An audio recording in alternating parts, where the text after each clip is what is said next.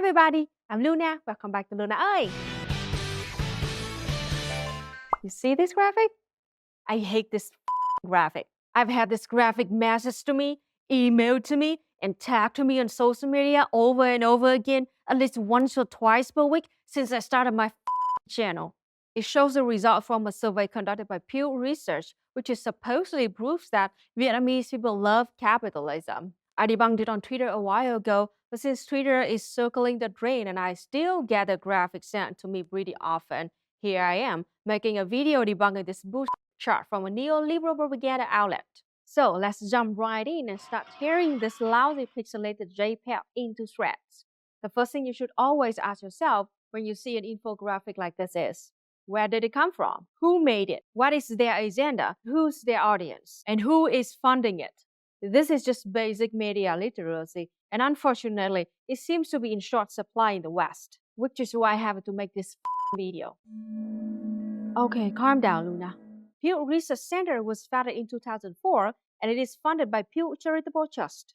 Pew Charitable Trust is an NGO which was founded in 1948 by the Pew family, who owns Sun Oil Company or Sunoco. So it's private oil money that founded this research center. And Pew family members, along with current board members and CEOs of Sunoco, have always been a majority of trustees of the Pew Charitable Trust, all the way up to this day. Now let's take a look at the Pew family.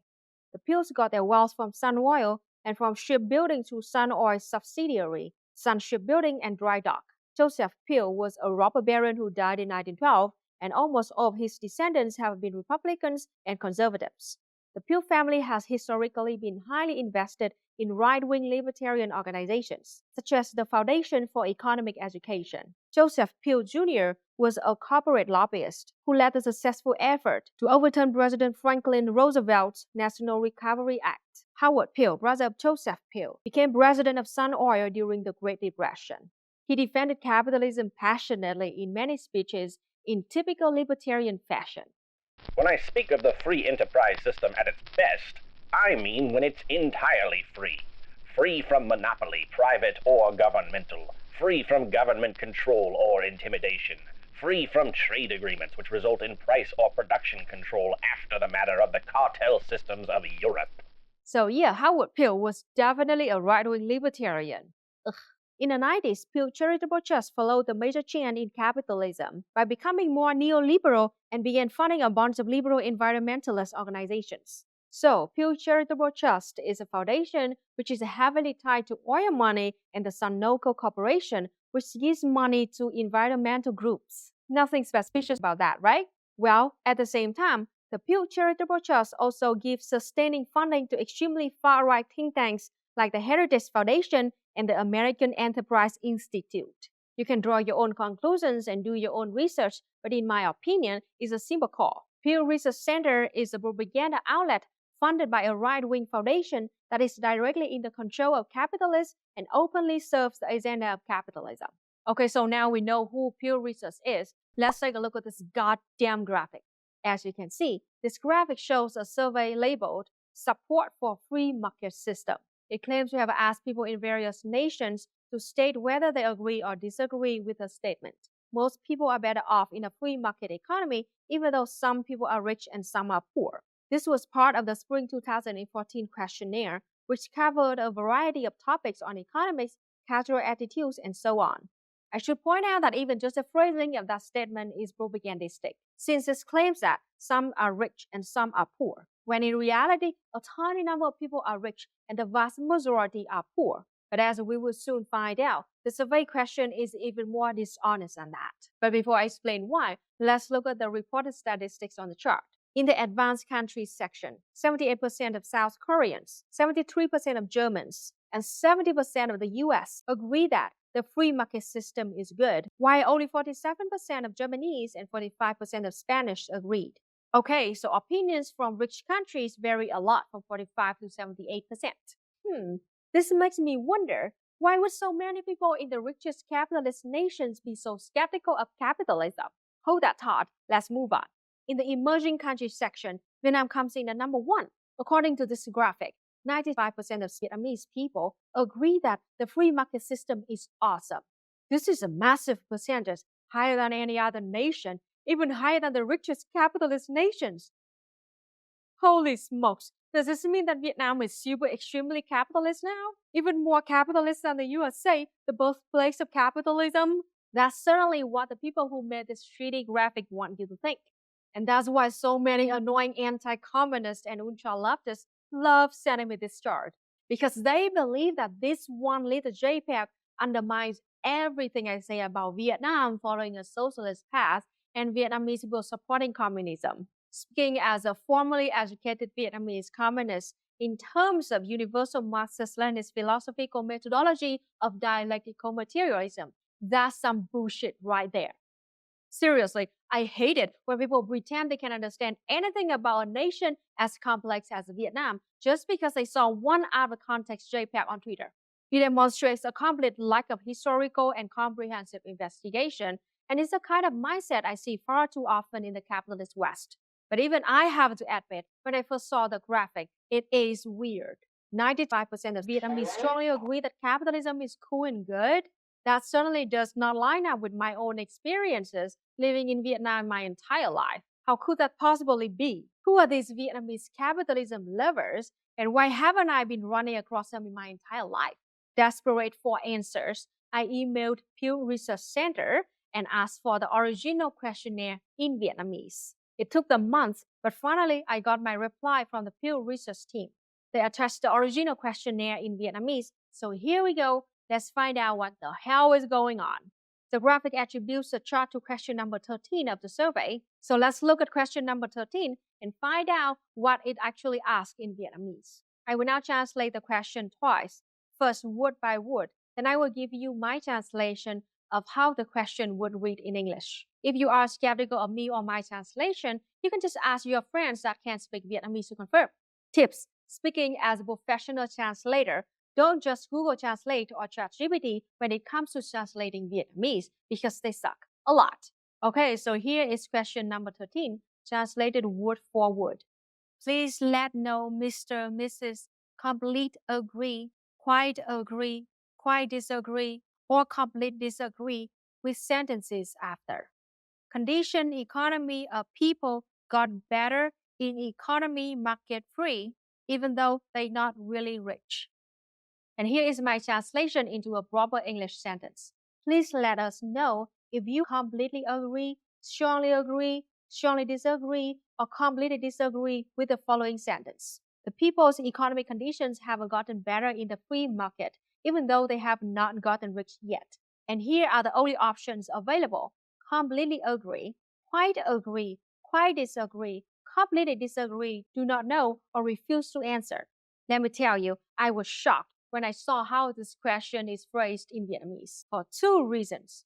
The question in Vietnamese is completely different from the question on the graphic in English. And the question poses a sneaky assumption which survey respondents could not push back against in any way. Remember, in English, the statement that you are asked to agree or disagree with was, most people are better off in a free market economy, even though some people are rich and some are poor. Compare this side by side with the statement in Vietnamese.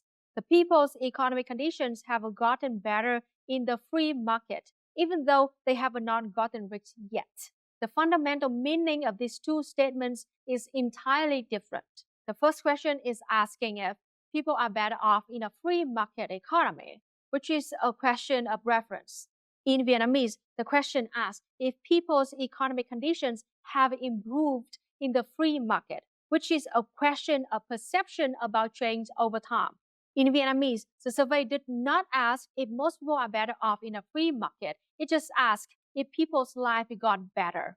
And this is a significant difference between what was actually asked and what was reported. Pretty much the only way to answer this question is to think back on the past several years and decide whether or not life is getting better. And yes, the lives of Vietnamese people is getting better. And also notice that there is no way to push back against the idea that Vietnam is a free market economy. This question sneaks in the assumption that the surveyed people already live in a free market economy and they can only answer if their life is getting better or not. And also, significantly, there was no option to disagree with the presumption that Vietnam is a free market. It's like the old trick question: did you stop beating your wife? Your option is only yes or no, and you cannot deny the assumption that is embedded in the question. A few people have tried to defend Pew Research by saying it was just a bad translation or an honest mistake. I find that extremely hard to believe, given the nature and funding of Pew Research and its strong ties to far-right capitalists. And I find it very implausible that they would just accidentally make a mistake like this. And if it was a mistake, then why haven't they corrected it? The study goes all the way back to 2014, almost 10 years ago, and nobody has caught the mistake until now. I just find that very hard to believe, considering the millions of dollars in funding Pew Research receives and how these surveys get spread all over the world. But I will give Pew Research a chance. If you officially correct the record on this survey and announce publicly that this is a terrible and misleading translation, I will happily delete this video and my Twitter thread and replace it with coverage of your honest retraction. But I'm not going to be holding my breath.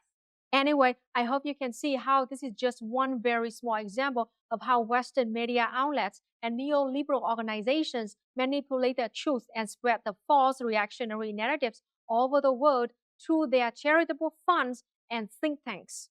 But sadly, millions of people from all over the world, especially the West, will just keep falling for their lies. If there are two lessons you learn from this video, they are: you simply cannot trust neoliberal think tanks organizations. They all have an agenda, and that agenda has everything to do with where they get the money. And you need to do comprehensive and historical research on any important topic before forming your opinion and running your mouth. I don't mean to be harsh, but the number of people who have shared this bogus graphic with me, thinking they were delivering some kind of huge gotcha, is running well into the hundreds, and it's symptomatic of the lack of respect people have for Vietnam in the West.